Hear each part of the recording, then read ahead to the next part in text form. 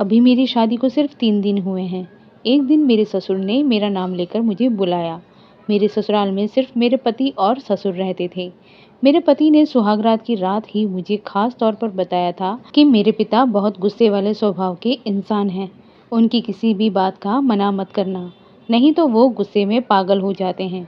और 3 दिनों से मैं यही देख रही हूँ, जब भी मेरे ससुर मेरे पति प्रवीण को बुलाते तो मेरे पति के चेहरे का रंग फीका पड़ जाता। वो पूरी तरह घबरा जाते और जल्दी से कमरे से बाहर निकलकर ससुर के कमरे में चले जाते। ये देखकर मैं हैरान रह जाती। अपने पति का इस तरह से डरा हुआ चेहरा देखकर ससुर के लिए मेरे मन में चिढ़ और गुस्सा पैदा हो रहा था। हैरानी की बात ये थी कि वो हमेशा ही गुस्से में रहते थे। शादी के 3 दिन बीतने के बाद चौथे दिन सुबह प्रवीण ने मुझसे कहा कि आज तुम्हें बाहर घुमाने ले जाऊंगा। ये सुनकर मैं बहुत खुश हो गई थी। लेकिन कुछ देर के बाद ही मेरे ससुर ने चिल्लाकर प्रवीण को बुलाया। उनकी आवाज़ सुनते ही मेरे पति जल्दी जल्दी कमरे से बाहर निकलकर ससुर के कमरे में चले गए। मैं हैरान वहीं खड़ी रही। मुझे लगा कि मुझे देखना चाहिए कि आखिर ऐसी क्या बात है। थोड़ी देर के बाद मैं भी ससुर के कमरे में गई। वो मेरे पति से कह रहे थे कि शादी के 3 दिन हमारे पास रुकने से कितना नुकसान हो रहा है, और फिर तू भी आज फिर से छुट्टी लेकर घर पर बैठा है। तुरंत फैक्ट्री जाकर वहां पहुंच ताकि सभी मजदूरों के सामने तू रहे और वे ठीक से काम करें।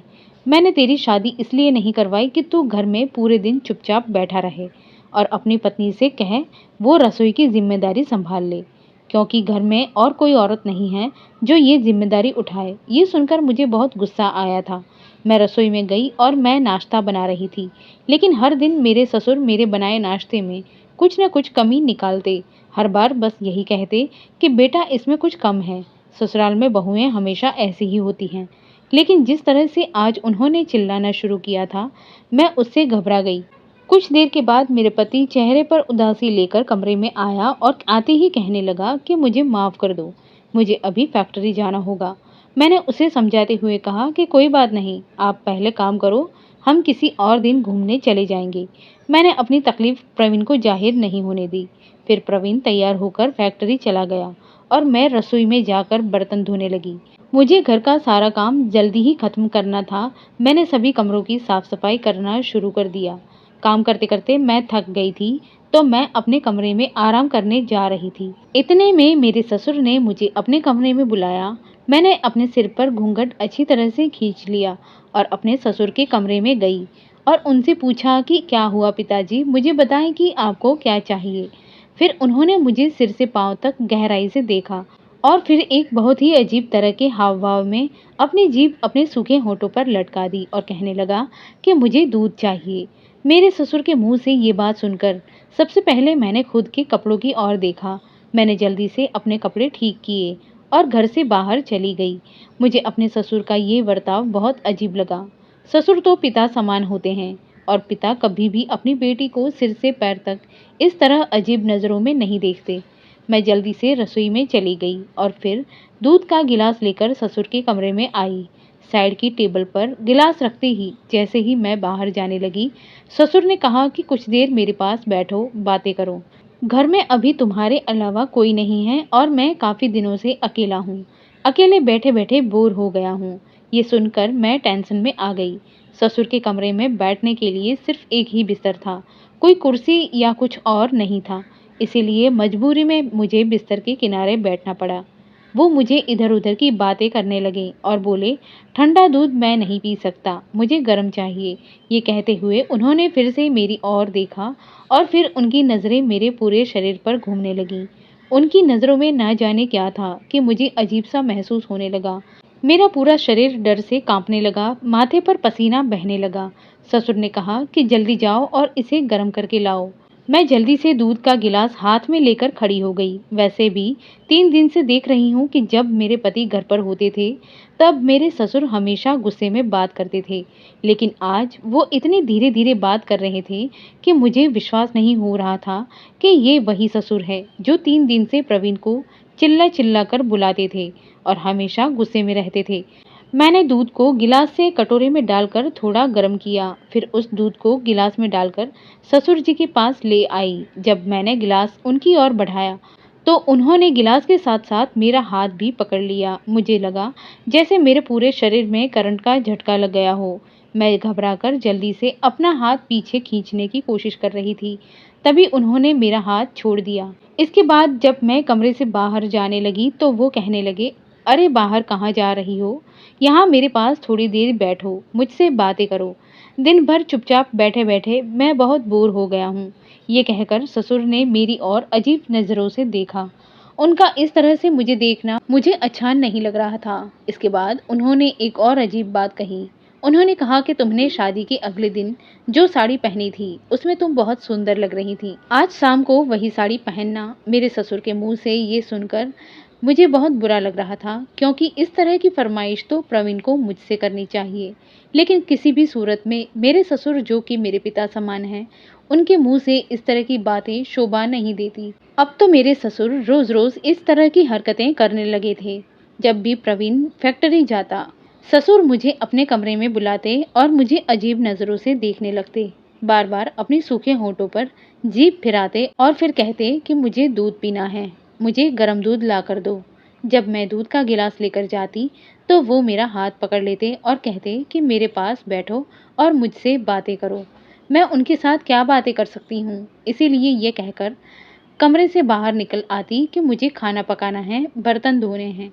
ससुर का रोज रोज का ऐसा व्यवहार मुझे बिल्कुल अच्छा नहीं लगता था। मैंने सोचा कि मुझे इस बारे में प्रवीण से बात करनी होगी, लेकिन वो एक शब्द भी नहीं बोल पाता, बस पापा पापा करते रहते हैं। एक दिन मैं रसोई में काम कर रही थी, तभी अचानक मेरे ससुर रसोई में आ गए और मुझे पीछे से पकड़ लिया। धक्का देकर मुझे टेबल के पास लगा दिया और फिर उन्होंने जो कुछ किया उससे मैं बहुत मुश्किल से अपनी इज्जत बचाते हुए अपने कमरे में चली आई। कमरे में आकर मैंने दरवाज़ा बंद कर लिया और दरवाजे पर चिटकनी भी लगा दी। बिस्तर पर बैठ गई। चिंता में मेरा दिमाग ठीक से काम नहीं कर रहा था। मेरा पूरा शरीर कांप रहा था। मैंने कभी सोचा भी नहीं था कि मेरे ससुर मेरे साथ इस तरह का व्यवहार कर सकते हैं। मेरी आंखों से आंसू लगातार बहने लगे। उनकी इस तरह की हरकत से मैंने मन ही मन सोच लिया था कि मुझे इस बारे में प्रवीण से बात करनी होगी। एक दिन मैंने पूरा दिन कोई काम नहीं किया, बस चुपचाप अपने कमरे में बंद रही। कई बार मेरे ससुर ने मेरे कमरे के दरवाजे पर थपथपाते रहे और कहा कि उन्हें भूख लगी है, लेकिन मैं कुछ नहीं बोली और चुपचाप अंदर बैठी रही। रात को मेरे कमरे का दरवाज़ा जोर जोर से बजने लगा और साथ में प्रवीण की आवाज़ आई। वो जोर जोर से चिल्ला रहे थे, दीपा दरवाज़ा खोलो, ये क्या पागलपन है? तुम सुबह से दरवाज़ा बंद करके अंदर बैठी हो। प्रवीण की आवाज़ सुनकर मैंने दरवाज़ा खोला। मैंने जैसे ही दरवाज़ा खोला, बाप बेटे दोनों मेरे ऊपर गुस्से से देख रहे थे। प्रवीण बोला कि क्या तुम्हें बिल्कुल भी शर्म नहीं है? मेरे पापा सुबह से बिना खाए बैठे हैं, लेकिन तुमने उन्हें कुछ नहीं दिया। अगर उनका शुगर लेवल गिर गया होता तो इसकी जवाबदारी कौन लेता? मैंने कहा कि मैं उनकी जिम्मेदारी नहीं ले सकती, तुम उनके लिए कुछ और इंतज़ाम कर लो। ये सुनते ही मेरे ससुर के होंठ फिर से कांपने लगे और उन्होंने कहा कि देखो, शादी को अब तक 7 दिन भी नहीं हुए हैं और इसने अपना असली रंग दिखाना शुरू कर दिया है। मुझे पहले से ही पता था कि शादी के बाद लड़कियां ऐसे ही करती हैं और अलग होने का सपना आंखों में सजाए रखती हैं, लेकिन शादी के 7 दिन बाद ऐसा करना, ये मुझे नहीं पता था। प्रवीण ने गुस्से में कहा कि आज तुमने ये बात कह दी दीपा, लेकिन अगर तुमने फिर से ऐसा कुछ कहा तो मैं तुम्हें तलाक देकर इस घर से बाहर निकाल दूंगा। पति की ये बात सुनकर मेरा चेहरा पीला पड़ गया था। मेरे पिता मिडिल क्लास फैमिली से थे और हम 6 बहनें थीं। मेरे पिता ने बहुत मुश्किल से दहेज के पैसे इकट्ठा करके हर एक बेटी की शादी की थी। इसीलिए मेरी माँ ने मुझे विदाई के समय ये कहा था कि कभी भी लड़ाई झगड़ा करके ससुराल से वापस मत आना, अपने पति और ससुर की सभी बातें मानना और अपने घर का अच्छे से ध्यान रखना। लेकिन जो कुछ मेरे ससुर मुझसे चाहते थे वो मैं किसी भी हालत में नहीं कर सकती थी। मेरे ससुर का अजीब बर्ताव और बदमाशी दिन ब दिन बढ़ती जा रही थी। उस समय प्रवीण इतने गुस्से में थे कि अगर मैं उनके पिता के बारे में बात करती तो वो मुझे झूठा मानता। मैंने बिना कुछ कहे बिस्तर पर बैठ गई। मेरे ससुर मेरे पति को कहने लगे कि प्रवीण, बहू को आखिरी बार समझा दो, नहीं तो मैं इसकी माँ से बात करने जाऊंगा और इसके पिता से कह दूंगा कि अपनी बेटी को संभाले। उनकी ऐसी बात सुनकर मैं चौंक गई थी। मैंने पहले ससुर की ओर देखा। इतना कहकर मेरे ससुर बाहर चले गए और फिर प्रवीण मुझसे डांट कर कहने लगे कि तुमने क्या झमेला शुरू कर दिया है। तुम्हारे कंधे पर तो 10 लोगों का बोझ नहीं डाला गया है कि तुम संभाल नहीं पा रही हो। मेरे पिता तो अकेले घर पर हैं, न कोई भाई है न कोई बहन। इस तरह के झमेले झोलों वाले परिवार का सपना भी तो लड़कियां देखती हैं, जिसमें उनके सिर पर ज्यादा जिम्मेदारी ना हो। मैंने अपने पति से कहा कि काश मेरी सास और देवरानी होती, तब मुझे इस तरह की तकलीफ का सामना नहीं करना पड़ता। मेरी बात सुनकर उन्होंने कहा कि मैं सारे दिन की थकावट के बाद मन की शांति के लिए घर लौटता हूँ और घर आते ही तुम ये झमेले दिखाना चाहती हो। मैंने शादी लड़ाई झगड़ा करने के लिए नहीं, बल्कि घर की शांति के लिए की थी। तो मैंने कहा कि प्रवीण, एक काम करो, तुम अपने पिता की शादी करवा दो। ये सुनते ही उन्होंने मुझे एक जोरदार थप्पड़ मारा और कहा, शर्म नहीं आती तुम्हें ये सब कहते हुए? मेरे पापा की उम्र शादी करने की है क्या? क्या मेरे पिता का 2 वक्त का खाना भी तुम्हारे लिए इतना बोझ बन गया है कि तुम वो भी नहीं बना सकती? बात हद से ज्यादा बढ़ती जा रही थी। मेरी आंखों से आंसू लगातार बह रहे थे। मैंने उन्हें समझाने के लिए कहा कि तुम मेरी बात समझ नहीं रहे। फिर प्रवीण कहने लगे कि ये कैसी बात है जिसे मैं समझ नहीं सकता? क्या खाना भी तुम्हारे लिए इतना बोझ बन गया है कि तुम वो भी नहीं बना सकती? मैंने कहा, तुम ही मेरी बात समझ नहीं रहे जो मैं कहना चाहती हूँ। प्रवीण मेरी बात काट कर कहने लगे कि मेरे पिता की उम्र 65 साल है। वो बुढ़ापे की ओर एक कदम बढ़ा चुके हैं। उन्हें शुगर और ब्लड प्रेशर की बीमारी है और तुम चाहती हो कि इस उम्र में मेरे पिता किसी और औरत की जिम्मेदारी संभाले। अब मैं अपने पति को कैसे समझाऊं कि उसके पिता ने अपने बेटे की पत्नी पर गंदी नजर डाली हुई है। मैंने उन्हें कहा कि मैं तुम्हारे पिता की जिम्मेदारी उठाने को तैयार नहीं हूँ। मेरी ये बात सुनकर प्रवीण अजीब सा हंसने लगे और बोले कि मैं उनकी जिम्मेदारी लूंगा। एक तो तुम मेरे पिता का खाना नहीं बना सकती और तुम मेरी सौतेली माँ की जिम्मेदारी संभालने की बात कर रही हो। ये बिजनेस, फैक्ट्री, सब कुछ मेरे पिता के नाम है। अगर कोई उनकी पत्नी बनकर आती है तो शायद वो सब कुछ अपने नाम करवा लेगी। फिर वो मुझे और तुम्हें धक्का देकर इस घर से बाहर निकाल देगी। तुम मेरे पिता के गुस्से को अच्छी तरह से जानती हो। जब वो गुस्से में होते हैं तो उनको कोई होश नहीं रहता। इसीलिए तुम चुपचाप उनके हिसाब से चलो। जो वो कहते हैं उनकी हर बात तुम्हें माननी चाहिए।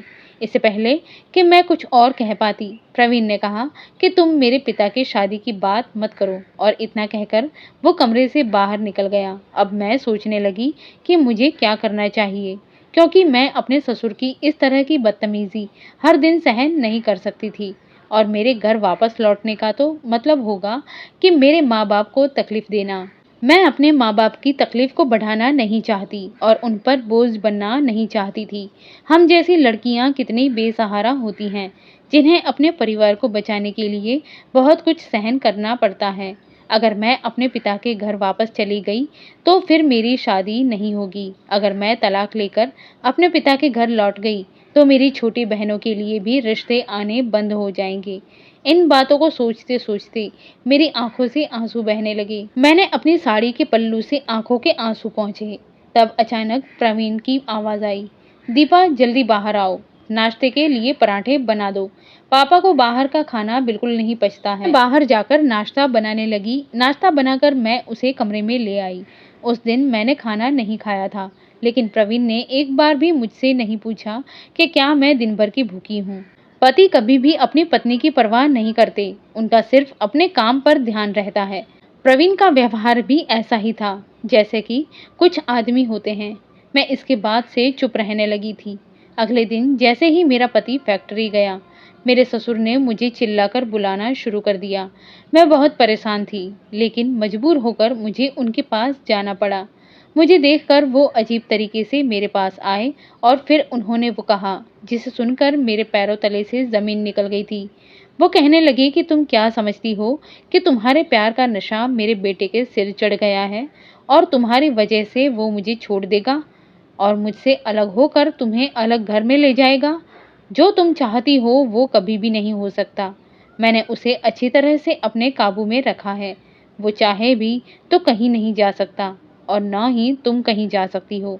इसी वजह से मैंने अपने बेटे की शादी किसी अमीर घर की लड़की से नहीं की, ताकि वो मुझे छोड़कर ना जा सके। और इसीलिए मैंने तुम्हें उसकी पत्नी बनाया है, क्योंकि मैं जानता हूँ कि तुम्हारे पिता की हालत इतनी अच्छी नहीं है कि वो तुम्हें एक बार शादी करने के बाद फिर से घर बुला ले या तुम्हारे लिए अलग घर का इंतज़ाम कर सके। अब अगर तुम अच्छी तरह से ज़िंदगी गुजारना चाहती हो, तो तुम्हें वही करना होगा जो मैं कहूँगा। उनकी बातें सुनकर मैं बहुत परेशान हो गई थी। फिर उन्होंने और कहा कि जाकर मेरे लिए गर्म दूध ले आओ। उनके मुंह से ये शब्द सुनकर मेरे अंदर आग सी लग गई। मेरा मन चाहता था कि मैं खुद को ख़त्म कर लूं। मैं इतनी घिनौनी और अपमानजनक जिंदगी अब सहन नहीं कर सकती थी। मैं अब ऐसा ही करने लगी थी कि ससुर के कमरे में खाना पहुंचाकर जल्दी बाहर निकल आती और उनके साथ कोई बात नहीं करती। यहाँ तक कि गलती से भी मैं उनके पास नहीं बैठती और ना ही उसके साथ कोई बात करती। ज्यादातर समय मैं अपने कमरे में रहती। एक दिन मेरे ससुर ने सारी सीमाएं पार कर दी। उन्होंने प्रवीण की भी परवाह नहीं की। रात में सब साथ बैठकर खाना खाने बैठे थे। मैंने अपने ससुर के कहने पर बिरयानी बनाई थी, जो बहुत अच्छी बनी थी। लेकिन ससुर ने खाना खाते समय कहा कि आज तो बहू ने मेरा मन खुश कर दिया है, उसने बहुत टेस्टी बिरयानी बनाई है। उन्होंने अपनी जेब से कुछ पैसे निकाले और मेरी तरफ बढ़ा दिए और कहने लगे कि लो बहू, तुम्हारा इनाम। प्रवीण ये सुनकर हंसने लगा और मेरी तरफ शर्माते हुए देखने लगा। लेकिन ससुर की बात सुनकर मुझे एक बार भी खुशी नहीं हुई। मैंने कहा कि मैंने सिर्फ अपना कर्तव्य निभाया है, मुझे ये पैसे नहीं चाहिए। मैंने मना करने की कोशिश की, लेकिन प्रवीण मेरी ओर देखते हुए कहने लगे कि तुम्हें पापा पैसे खुशी से दे रहे हैं, तुम मना मत करो। जब मैं थाली उठाने के लिए खड़ी हुई तो मेरे ससुर भी खड़े हो गए। वे मेरे करीब आए, मुझे अपने गले लगा लिया, फिर मेरे सिर पर चुंबन किया। उनके इस तरह के बर्ताव से मैं पत्थर हो गई थी। ससुर ने कहा कि मैं तुम्हारे इस बदलाव को देखकर बहुत खुश हूँ। अगर तुम ऐसे रहोगी तो जल्दी ही मेरे दिल में अपनी जगह बना लोगी। मैंने प्रवीण की तरफ एक नज़र डाली, लेकिन मुझे ये सब बहुत बुरा लग रहा था। मैंने प्रवीण से कहा, ये क्या है? ये मेरे ससुर का कैसा व्यवहार है? मैं उनकी अपनी बेटी नहीं हूँ। उनके पास मुझे इस तरह गले लगाने का क्या हक है?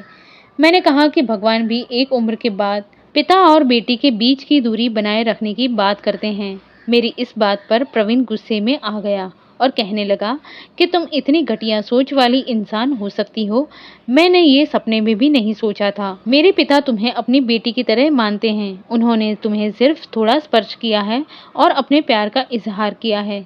तुम बहुत अजीब लड़की हो। तुम पापा के दिल में अपनी जगह नहीं बना रही हो और हर बात पर उनसे अपनी नफरत साबित कर रही हो। ये सब प्रवीण मुझसे धीरे धीरे कह रहा था। उसने और कहा कि भगवान का धन्यवाद करो कि पापा ये सब नहीं सुन पाए, वरना मेरे सिर पर बहुत बड़ा संकट आ जाता। फिर उसने अपनी उंगली उठाकर मुझे डांटते हुए कहा कि मैं तुम्हें आखिरी बार समझा रहा हूँ दीपा, अपने व्यवहार को पापा के साथ ठीक करो। मैं रोते रोते बोली कि प्रवीण, मेरी सहन शक्ति अब खत्म हो चुकी है। अब तुम एक ही काम करो, या मुझे डिवोर्स दे दो या उनकी शादी करो। ये कहकर मैं कमरे के अंदर चली गई। कुछ देर के बाद बाहर दरवाजे की बैल बजी। फिर बाहर शोर की आवाज़ें सुनाई देने लगी। जब मैं बाहर आई तो पता चला कि मेरे देवर अमेरिका से ग्रेजुएशन करके लौट आया है और वो अपनी पत्नी को साथ में लेकर आया है। मेरे देवर ने वहाँ शादी कर ली थी, इसीलिए मेरे ससुर उस पर बहुत गुस्से में थे और इसी वजह से उसे इतने दिनों तक घर आने की परमिशन नहीं दी थी। मुझे पता नहीं था कि प्रवीण का भी कोई भाई है। दोनों पति पत्नी को देखकर मैं हैरान रह गई। मेरे ससुर अभी भी गुस्से में खड़े थे और कहने लगे कि अगर अपनी पसंद से शादी की थी तो उसे यहाँ क्यों लेकर आए हो, वहीं रहते। मेरा देवर हाथ जोड़कर अपने पिता से माफ़ी मांगने लगा। तभी प्रवीण ने भी अपने पिता से कहा कि पापा शांत हो जाइए, जो होना था वो हो चुका, माफ़ कर दीजिए नवीन को। मैंने भी मन में सोचा कि मेरी किस्मत अच्छी है कि मेरी एक देवरानी भी है जो मुझे समझ सकेगी, जिसके साथ मैं अपना मन बांट सकती हूँ। मैं खुश थी कि अब मुझे घर में अकेले रहना नहीं पड़ेगा। वो बहुत हंसमुख थी और सबके साथ बहुत ही प्यार से बात करती थी। वो कुछ ही दिनों में मुझसे घुल मिल गई थी। नवीन प्रवीण के साथ फैक्ट्री जाने लगा था। अब मेरे ससुर का ध्यान मुझसे हटकर मेरी देवरानी की तरफ बढ़ गया था। एक बार रात को खाना खाते समय मेरे ससुर ने कहा कि अब से मेरा सारा काम मेरी छोटी बहू करेगी। वो भी खुशी खुशी सहमत हो गई और कहने लगी कि ठीक है पिताजी, आपको जो भी चाहिए मुझे बताइएगा। मेरी देवरानी की बात सुनकर मेरे ससुर बहुत खुश हो गए थे। कुछ दिनों बाद एक बार जब मेरी देवरानी ससुर के कमरे से बाहर आई तो वो बहुत थकी हुई लग रही थी और उसके चेहरे पर पसीना था। मैं समझ सकती थी कि वो किन हालात का सामना करके आई है।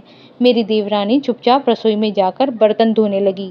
मैंने उसे डरी सहमी देखकर उससे पूछ लिया कि क्या हुआ, तुम डरी हुई क्यों लग रही हो। तब वो बताने लगी कि पिताजी की आदतें बहुत अजीब है। वो मुझे अजीब नज़रों से देखते हैं, कभी-कभी मुझे पकड़ लेते हैं, कभी अचानक गले लगाते हैं और कभी-कभी ऐसी अजीब बातें करते हैं जिन्हें सुनकर शर्म से मेरे कान तक लाल हो जाते हैं। पहले जब मैं नवीन से बात करती थी तो वो कहता था कि उसके पिताजी बहुत अच्छे हैं, लेकिन वो तो मुझे अपने पास लाने की कोशिश करते हैं। मुझे ये सब एकदम अच्छा नहीं लगता। मैंने कहा कि ये दोनों भाई कभी भी अपने पिता के खिलाफ एक बात नहीं सुनेंगे। मैं भी इसी तकलीफ से गुजर चुकी हूँ, लेकिन प्रवीण कभी मेरी बात पर विश्वास नहीं करता। मेरी देवरानी कहने लगी, लेकिन मैं नवीन को साफ-साफ बता दूंगी कि अगर उसके पिताजी का इस तरह का व्यवहार रहा, तो मैं उसे कहूंगी कि मुझे किसी और घर में ले चले। फिर से घर में वही झगड़ा शुरू हो गया था जो पहले मेरे और प्रवीण के बीच होता था। मेरी देवरानी ने अपने पति से इस बात का खुलासा किया तो मेरे देवर उसे कहने लगे कि मैंने तो तुम्हारे साथ 2 साल बाहर अकेले बिताए हैं। अब यहाँ आकर तुमने सिर्फ 2-4 दिन के लिए पिताजी के लिए खाना बनाया और ये क्या नया ड्रामा शुरू कर दिया है। उनके बीच वही सारे झगड़े होने लगे जो पहले प्रवीण और मेरे बीच होते थे। मेरी देवरानी नवीन से तलाक मांगने लगी। एक रात जब प्रवीण कमरे में आया तो वो बहुत चुपचाप था। मैंने कहा कि प्रवीण, क्या अब भी तुम यही कहोगे कि जो शिकायतें मैं पिताजी के बारे में करती थी वो आज सीमा भी कर रही है। इसका मतलब कहीं न कहीं पिताजी ही गलत हैं। मैं सच कह रही हूँ, पिताजी को एक पत्नी की ज़रूरत है। भले ही उनकी उम्र 65 साल हो गई है। तुम्हें अपनी माँ की मौत के कुछ समय बाद ही उनकी शादी कर देनी चाहिए थी, ताकि वो हमें वाकई में बेटी की तरह देख पाते। शायद अब प्रवीण मेरी बात समझ चुका है। अगले दिन उसने अपने पिताजी से दूसरी शादी करने के लिए कहा। पिताजी बोले, मैं इस उम्र में शादी करूँगा? क्या तुम लोगों का दिमाग खराब हो गया है? तुम्हारे दिमाग में क्या खिचड़ी पक रही है? प्रवीण ने कहा कि एक विधवा महिला है, अगर तुम चाहो तो इसमें कोई प्रॉब्लम नहीं है। उस महिला की उम्र भी 50-51 साल होगी और वो अपने भाई के सहारे जीवन गुजार रही है। पहले तो पापा ने बहुत नखरे किए, लेकिन बाद में 2-4 दिन के बाद वो खुद ही कहने लगे कि ठीक है, मैं शादी करने के लिए तैयार हूँ। कुछ दिनों बाद मेरे ससुर की शादी हो गई। प्रवीण अब मुझसे कहने लगा कि तुमने सही कहा था, पापा को पत्नी की ज़रूरत थी। मेरी नई सास मेरे ससुर का बहुत ख्याल रखती थी और अब मेरे ससुर का ध्यान हमारे ऊपर उतना नहीं था।